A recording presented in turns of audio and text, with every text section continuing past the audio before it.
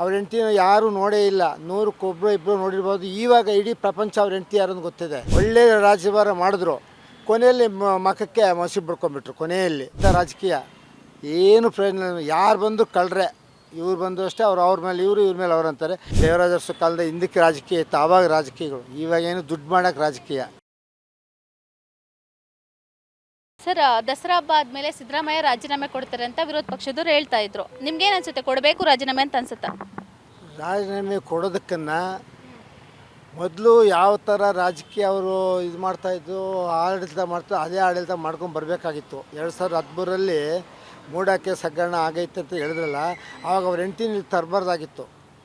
ಅವ್ರ ಹೆಂಡ್ತಿನ ಯಾರೂ ನೋಡೇ ಇಲ್ಲ. ನೂರಕ್ಕೊಬ್ಬರು ಇಬ್ಬರು ನೋಡಿರ್ಬೋದು. ಇವಾಗ ಇಡೀ ಪ್ರಪಂಚ ಅವ್ರ ಹೆಂಡ್ತಿ ಯಾರು ಅಂತ ಗೊತ್ತಿದೆ. ಒಳ್ಳೆ ರಾಜ್ಯಭಾರ ಮಾಡಿದ್ರು, ಕೊನೆಯಲ್ಲಿ ಮಖಕ್ಕೆ ಮಸಿ ಬಿಡ್ಕೊಂಡ್ಬಿಟ್ರು. ಕೊನೆಯಲ್ಲಿ ಇವಾಗ ನಾನಿಲ್ಲ ಅಂದರೆ ಎಲ್ಲರೂ ಅವರೇ ಮೇಡಮ್.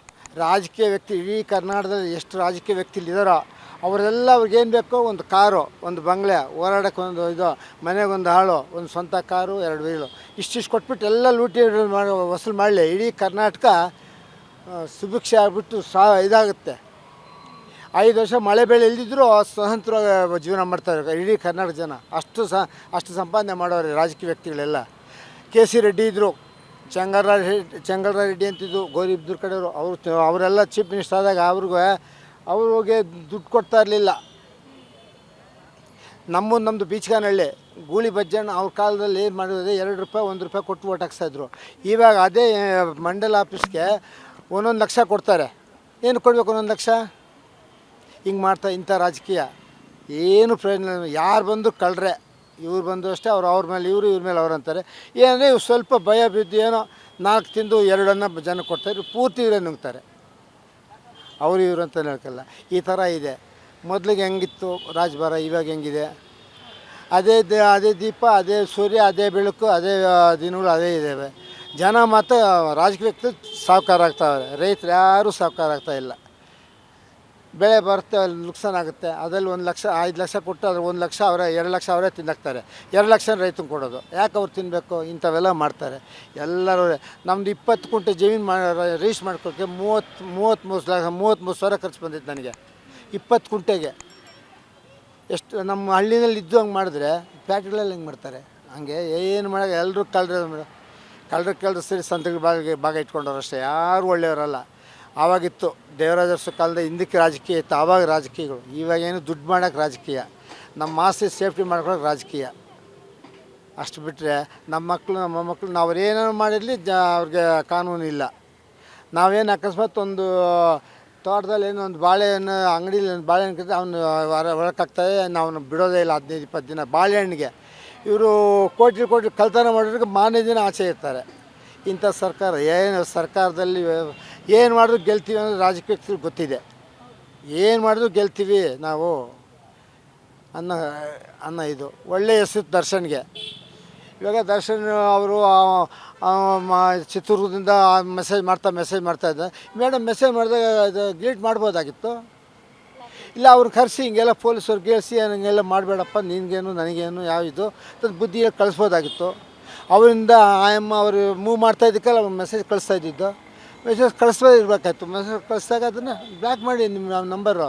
ಇಲ್ಲ ಪೊಲೀಸಿಗೆ ಕರೆಸಿ ಬುದ್ಧಿ ಕಳಿಸಿ ಒಂದು ಏಟ್ ಹಾಕಿ ಅಂತ ಒಳ್ಳೆಯ ಇವನು ಫಿಲಮ್ ಸ್ಟಾರ್ ನಟನ ಎತ್ಕೊಂಡೋಗಿ ಗೊಬ್ಬೆಗಿಸ್ಬಿಟ್ಲು. ಈ ಥರ ಎಲ್ಲ ನಡ್ತವೆ. ಏನು ಮಾಡಿದ್ರು ಕರ್ನಾಟಕದಲ್ಲಿ ರಾಜಕೀಯದವ್ರಿಗೆ ಗೆಲ್ತಾರೆ. ಏನು ಮಾಡಿದ್ರು ಗೆಲ್ತಾರೆ. ಅದೇ ರೈತಾಪಿ ಏನು ಮಾಡಿದ್ರೆ ಒಂದು ಬೋರ್ ಹಾಕಿದ್ರೆ ಅದು ಹಳ್ಳಿಯಿಂದ ನೀರು ಹಿಡ್ಕೊಂಡಿದ್ರೆ ಅವನಿಗೆ ಕಂಪ್ಲೇಂಟ್ ಮಾಡ್ತಾರೆ. ಅವ್ನು ಬೋರ್ ಹಾಕೋನೆ ಕರೆಂಟ್ ತೊಗೊಂಡು ಫ್ರೀಯಾಗಿ ಕಂಬದಿಂದ ಅಂತ. ಇವೆಲ್ಲ ದರೋಡೆ ಮಾಡ್ತಾರೋದು ಲೆಕ್ಕ ಬರೋಲ್ಲ. ನಮ್ಮ ರೈತರು ಮಾಡೋದು ಲೆಕ್ಕ ಬರೋದು. ಏನು ಮಾಡೋದು ನಾವೇ ಸಫಲ ಆಗೋದು, ಅವ್ರು ಸಫಲ ಆಗೋದೇ ಇಲ್ಲ. ಸರ್, ಇವಾಗ ಕೋವಿಡ್ ಟೈಮಲ್ಲಿ ಹಗರಣ ಆಗಿದೆ ಅಂತೇಳಿ ಕಾಂಗ್ರೆಸ್ ಅವರು ಹೇಳ್ತಾ ಇದ್ದಾರೆ. 700-800 ಕೋಟಿ ಹಗರಣ ಆಗಿದೆ ಕೋವಿಡ್ ಟೈಮಲ್ಲಿ ಅಂತ ಹೇಳ್ತಿದ್ದಾರೆ. ಏನು ಅನಿಸುತ್ತೆ ಇದ್ರ ಬಗ್ಗೆ ನಿಮಗೆ? ಮಾಡಿರ್ತಾರೆ ಮೇಡಮ್. ಈಗ ಬಾದುಷಾ ಜಿಲೇಬಿ ನಿಮಗೆ ಕೊಟ್ಟು ತಿಂದೇ ಇರ್ತೀರಾ? ಹಂಗೆ ಅದು ಅಷ್ಟೇ. ದುಡ್ಡು ಬಂದಾಗ ಅವರು ತಿಂತಾರೆ. ಎಲ್ಲರೂ ಅಷ್ಟೇ, ಇವರು ಅಷ್ಟೇ, ಅವರು ಅಷ್ಟೇ. ಇವ್ರು ಯಾರು ಕಡಿಮೆ ಅವ್ರು ಹೇಳಿ? ಯಾರು 2 ಲಕ್ಷ 3 ಲಕ್ಷ ಇಟ್ಕೊಂಡಿರೋ ಯಾವ MLA ಇದ್ದಾನೆ ಹೇಳಿ? ಮತ್ತೆ ಇಡೀ MLA ಚಿಕ್ಕಬಳ್ಳಾಪುರ ಪ್ರದೀಪ್ ಈಶ್ವರ ಅವ್ರ ತಂದೆ ನಾವೆಲ್ಲ ತರಕಾರಿ ಮಾರ್ತಾಯಿದ್ವಿ ಪೆರೇಸಂದ್ರದಲ್ಲಿ. ಬೇರೆ ಅವರ ತಂದೆ ನಾಗರಾಜ್ ಅಂತ ಅವ್ರ ತಂದೆ ಹೆಸರು, ಅವ್ರ ತಾತ ವೆಂಕಟಪ್ಪ ಅಂತ, ಅವರ ತರಕಾರಿ ವ್ಯಾಪಾರ ಮಾಡ್ತಾಯಿದ್ದವರು ನಾವೆಲ್ಲ. ಇವಾಗ ಅವ್ರು ತರಕಾರಿ ವ್ಯಾಪಾರ ಮಾಡ್ತಾರೆ ಮೊಮ್ಮಗ 300 ಕೋಟಿ 400 ಕೋಟಿ ಹೆಂಗೆ ಬಂತು? ಜಮೀನಿಲ್ಲ, ಸ್ವಂತ ಎಲ್ಲೋ ಒಂದು ಸ್ವಂತ ಮನೆ ಐತೆ, ಒಂದು ಎಕರೆ 2 ಎಕರೆ ಜಮೀನು, ಅಷ್ಟು ಬಿಟ್ಟರೆ ನಮಗೆ ಇಷ್ಟು ಜಮೀನಿದ್ದು ನಾವು ಲಕ್ಷ ನೋಡಿಲ್ಲ ಇವತ್ತಿಗೆ. ಅಂತ 300 ಕೋಟಿ 400 ಕೋಟಿ ಹೆಂಗೆ ಬರ್ತದೆ? ಎಲ್ಲ ಅವರೇ ಮೇಡಮ್, ಯಾರೇನು ಇಲ್ಲ ಇದರಲ್ಲಿ. ಆವಾಗಿತ್ತು ಕೆ.ಸಿ. ಚೆಂಗಲರಾಯ ರೆಡ್ಡಿ, ಆ ರೆಡ್ಡಿಗಳ ಕಾಲದಲ್ಲಿ ರಾಜಕೀಯ. ಇವಾಗ ಏನೂ ಇಲ್ಲ. ಅವರ ಆಸ್ತಿ ಸಂಪಾದನೆ ಮಾಡ್ಕೊಂಡು ರಾಜಕೀಯ ಬೇಕಷ್ಟೇ. ಜನರ ಸೌಕರ್ಯ ಮಾಡೋಕ್ಕೆ ಯಾರೂ ಬರೋಲ್ಲ. ಸರ್, ಏನು ಅನಿಸುತ್ತೆ ಆ ರಾಜಕೀಯದ ಬಗ್ಗೆ? ಏನು ಅನಿಸುತ್ತೆ? ಕೊಟ್ಟವ್ರೆ ಜನಕ್ಕೂ, ಮಾಡೋರೆ, ಅವರು ತಿಂದವ್ರೆ. ಮಾಡ್ದಿರೋ ತಿಂದೋದು ಅದು ತಪ್ಪೆ. ಮಾಡಿ ತಿಂದರೆ ಏನೋ ಹೋಳಿ ಬಿಡಪ್ಪ, ತಿಂದವ್ರೆ ತಿನ್ಕೊಂಡು ಮಾಡೋರೆ. ಫ್ರೀಯಾಗಿ ಲಸಿಕೆಗಳು 300-500 ಕೊಟ್ಟು ಹಾಕ್ಸ್ಕೋಬೇಕು. ನಮಗೆಲ್ಲ ಫ್ರೀಯಾಗಿ ಹಾಕೋರೆ, ನಮಗೆಲ್ಲ ಬರೋದು ದುಡ್ಡು. ಅವ್ರು ತಿನ್ನಲಿ, ನಮಗೂ ಸೌಕರ್ಯ ಮಾಡಬೇಕು. ನಮಗೂ ಸೌಕರ್ಯ ಮಾಡಿ ಎಲ್ಲ ನೀವೇ ತಿಂತಾಯಿದ್ರೆ ನಮ್ಮ ಕತೆ ಹೆಂಗೆ? ನಮ್ಮನ್ನು ತಿಂದು ನೀವು ತಿಂದರೆ ಏನೋ ಪರವಾಗಿಲ್ಲ ಬಿಡಪ್ಪ, ನಮಗೂ ಕೊಟ್ಟ ನಾವು ತಿನ್ಕೊಂಡವನೇ ಅಂತ ಅನ್ಬೋದು. ಇದರಲ್ಲಿ ಏನಿಲ್ಲ. ಅವರು ಇವರು ಎಲ್ಲರೂ ಒಂದೇ. ಅವರಿದ್ದಾಗ ಇವ್ರ ಮೇಲೆ, ಇವರಿದ್ದಾಗ ಅವ್ರ ಮೇಲೆ ಇರ್ತಾರೆ. ಪಂಚಾಯತ್ MLA ಬೇಕು, ಚೇರ್ಮನ್ ಆಗಬೇಕಾ, 15-20 ಲಕ್ಷ ಖರ್ಚು ಮಾಡ್ತಾರೆ. ಏನು ಮಾಡಬೇಕು 15-20 ಲಕ್ಷ? ಅಲ್ಲ ಹೇಳು, ಹುಚ್ಚಿಡ್ದಿರ್ತ ಅವ್ರಿಗೆ 15 ಲಕ್ಷ ಖರ್ಚು ಮಾಡೋಕ್ಕೆ. ಮತ್ತು ಹಂಗೆ ರಾಜಕೀಯ ಅವರ ರಾಷ್ಟ್ರ ಸಂಪಾದನೆ ಮಾಡ್ಕೊಳ್ಳೋಕ್ಕೆ ಏನು ಬೇಕಾದ್ರೂ ಮಾಡ್ತಾರೆ.